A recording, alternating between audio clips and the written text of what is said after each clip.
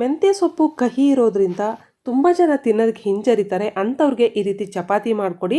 ಆರೋಗ್ಯಕ್ಕೂ ಒಳ್ಳೆಯದು, ತುಂಬ ರುಚಿಯಾಗೂ ಇರುತ್ತೆ. ಸ್ವಲ್ಪನೂ ಕಹಿ ಇರೋದಿಲ್ಲ. ಸಾಫ್ಟಾಗೆ ರೌಂಡಾಗೆ ಸೂಪರಾಗಿ ಬರುತ್ತೆ. ಒಂದು ಮಿಕ್ಸಿಂಗ್ ಬೌಲಲ್ಲಿ ಚಿಕ್ಕದಾಗಿ ಹಚ್ಚಿರುವಂತಹ 1 ಕಪ್ಪು ಮೆಂತ್ಯ ಸೊಪ್ಪು, 1 ಸ್ಪೂನ್ ತುರಿದಿರುವಂತಹ ಶುಂಠಿ, 1 ಸ್ಪೂನ್ ಕೊತ್ತಂಬರಿ ಪೌಡರು, 1 ಸ್ಪೂನ್ ಖಾರದ ಪುಡಿ, ಅರ್ಧ ಸ್ಪೂನು ಗರಂ ಮಸಾಲ, 1 ಸ್ಪೂನು ಬಿಳಿ ಎಳ್ಳು, ರುಚಿಗೆ ತಕ್ಕಷ್ಟು ಉಪ್ಪು ಹಾಕಿ ಚೆನ್ನಾಗಿ ಮಿಕ್ಸ್ ಮಾಡಿ. ಇದರಲ್ಲಿ ಚಿಕ್ಕದಾಗಿ ಹಚ್ಚಿರುವಂಥ ಹಸಿಮೆಣಸಿನ್ಕಾಯಿ, ಈರುಳ್ಳಿನೂ ಸಹ ಹಾಕ್ಕೋಬೋದು. ತದನಂತರ 2 ಕಪ್ಪು ಗೋಧಿ ಹಿಟ್ಟು ಹಾಕಿ ಚೆನ್ನಾಗಿ ಮಿಕ್ಸ್ ಮಾಡಿ ಆದಮೇಲೆ ಸ್ವಲ್ಪ ನೀರನ್ನು ಹಾಕ್ಕೊಂಡು ಗಟ್ಟಿಯಾಗಿ ಕಲಿಸ್ಕೊಳ್ಳಿ. ಸೊಪ್ಪಲ್ಲಿ ತೇವಾಂಶ ಇರೋದ್ರಿಂದ ಸ್ವಲ್ಪ ಗಟ್ಟಿಯಾಗಿ ಕಲಿಸ್ಕೋಬೇಕು. ಇಲ್ಲಾಂದರೆ 1 ಗಂಟೆ ಆದಮೇಲೆ ಅದು ಸ್ವಲ್ಪ ತೆಳ್ಳಗಾಗೋದಕ್ಕೆ ಸ್ಟಾರ್ಟ್ ಆಗುತ್ತೆ ಹಿಟ್ಟು. ಆದ್ದರಿಂದ 1 ಸ್ಪೂನ್ ಎಣ್ಣೆ ಹಾಕಿ ಲಾಸ್ಟಲ್ಲಿ ಚೆನ್ನಾಗೆ ಮಿಕ್ಸ್ ಮಾಡಿ. ಈ ರೀತಿ ಎಣ್ಣೆ ಹಾಕೋದ್ರಿಂದ ಸಾಫ್ಟಾಗಿರುತ್ತೆ ಹಿಟ್ಟು. ಈ ಹದ ಇರಬೇಕು. ನಿಮಗೆ ನೋಡ್ತಾ ಇದ್ರೇ ಗೊತ್ತಾಗ್ಬೋದು. ಈಗ ಒಂದು ಮುಚ್ಚಳ ಮುಚ್ಚಿ 10 ನಿಮಿಷ ಪಕ್ಕಕ್ಕಿಡಿ. 10 ನಿಮಿಷ ಆದಮೇಲೆ ಹಿಟ್ಟನ್ನು ಮತ್ತೆ ಚೆನ್ನಾಗೆ ಮಿಕ್ಸ್ ಮಾಡಿ. ಆ ನಂತರ ಒಂದು ದೊಡ್ಡ ಸೈಜ್ ಇರುವಂತಹ ಉಂಡೆ ತೊಗೊಂಡು ಗೋಧಿ ಹಿಟ್ಟನ್ನು ಹಾಕ್ಕೊಂಡು ಚಪಾತಿ ನಿಮ್ಗೆ ಎಷ್ಟು ಅಗಲ ಬೇಕೋ ಅಷ್ಟು ಅಗಲ ಲಟ್ಸ್ಕೊಳ್ಳಿ. ರೌಂಡಾಗೇ ಇರಬೇಕು ಅನ್ನೋದೇನಿಲ್ಲ.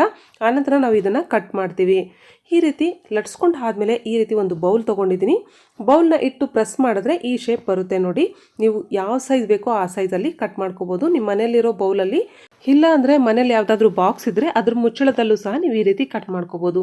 ಈ ರೀತಿ ಕಟ್ ಮಾಡ್ಕೊಂಡು ಆದಮೇಲೆ ಎಕ್ಸ್ಟ್ರಾ ಇರೋದು ತೆಗೆದುಹಾಕಿ ಆನಂತರ ನಾವು ನೆಕ್ಸ್ಟ್ ಯೂಸ್ ಮಾಡ್ಕೋಬೋದು. ಅದೇನು ವೇಸ್ಟ್ ಆಗೋದಿಲ್ಲ. ಇದೇ ರೀತಿ ಒಂದು 7 ನಾನು ಲಟ್ಸಿ ಇಟ್ಕೊಂಡಿದ್ದೀನಿ. ಈಗ ಮೀಡಿಯಮ್ ಆಗಿ ಇಟ್ಟಾಗಿರುವಂಥ ಹೆಂಚು ಮೇಲೆ ಹಾಕಿ ಎಣ್ಣೆ ಹಾಕದೆ ಬೇಯಿಸಿ ಫಸ್ಟು. ಆನಂತರ ಇನ್ನೊಂದು ಸೈಡ್ಗೆ ಟರ್ನ್ ಮಾಡಿ ಎಣ್ಣೆ ಸವರ್ಕೋಬೇಕು. ಎಣ್ಣೆ, ತುಪ್ಪ, ಬೆಣ್ಣೆ ಯಾವುದ್ರಲ್ಲಾದರೂ ನೀವು ಇದನ್ನು ಮಾಡ್ಬೋದು.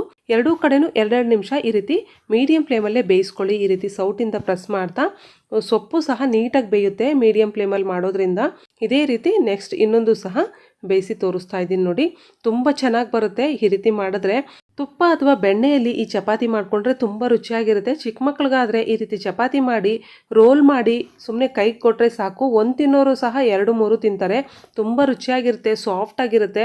ಚಿಕ್ಕ ವಯಸ್ಸಿನವರಿಂದ ಹಿಡಿದು ದೊಡ್ಡವ್ರವರೆಗೂ ಎಲ್ಲರೂ ಇಷ್ಟಪಡ್ತಾರೆ. ಇದಕ್ಕೆ ಚಟ್ನಿನೂ ಸಹ ಬೇಕಾಗಿಲ್ಲ. ಮೊಸರು ಅಥವಾ ಉಪ್ಪಿನಕಾಯಿ ಇದ್ದರೆ ಸಾಕು. ತುಂಬ ರುಚಿಯಾಗುತ್ತೆ. ಟ್ರೈ ಮಾಡಿ. ವಿಡಿಯೋ ಇಷ್ಟ ಆದರೆ ಲೈಕ್ ಮಾಡಿ, ಶೇರ್ ಮಾಡಿ. ಇಂಥ ಮತ್ತಷ್ಟು ಈಸಿ ರೆಸಿಪೀಸ್ಗಾಗಿ ಸ್ಪೈಸಿ ಊಟ ಚಾನಲ್ನ ಸಬ್ಸ್ಕ್ರೈಬ್ ಮಾಡ್ಕೊಳ್ಳಿ.